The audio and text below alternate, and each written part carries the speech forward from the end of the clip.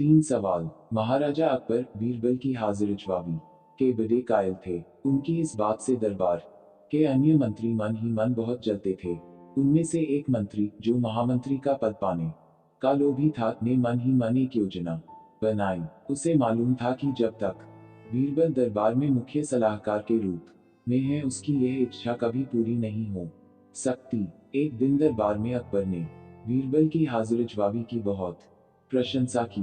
यह सब सुनकर उस मंत्री को बहुत गुस्सा आया। उसने महाराज से कहा कि यदि बीरबल मेरे तीन सवालों का उत्तर सही सही दे देता है तो मैं उसकी बुद्धिमत्ता को स्वीकार कर लूंगा, और यदि नहीं तो इससे यह सिद्ध होता है कि वह महाराज का चापलूस है।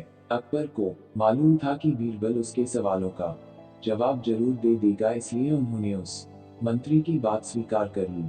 उस मंत्री के तीन सवाल थे। आकाश में कितने तारे हैं? धरती का केंद्र कहाँ है? सारे संसार में कितने स्त्री और कितने पुरुष हैं? अकबर ने फौरन बीरबल से इन सवालों के जवाब देने के लिए कहा और शर्त रखी कि यदि वह इनका उत्तर नहीं जानता है तो मुख्य सलाहकार का पद छोड़ने के लिए तैयार रहे।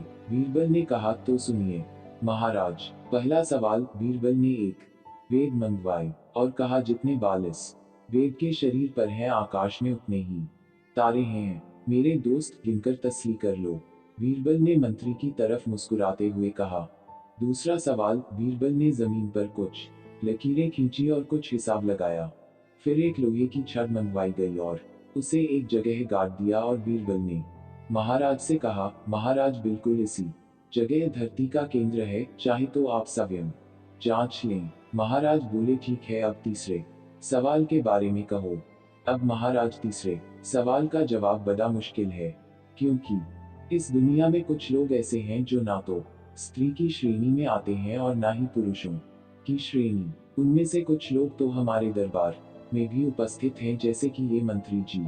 महाराज, यदि आप इनको मौत के घाट उतरवा दे तो मैं स्त्री पुरुष की सही सही संख्या बता सकता हूँ। अब मंत्री जी सवालों का जवाब छोड़कर थर थर कांपने लगे और महाराज से बोले, महाराज बस बस, मुझे मेरे सवालों का जवाब मिल गया।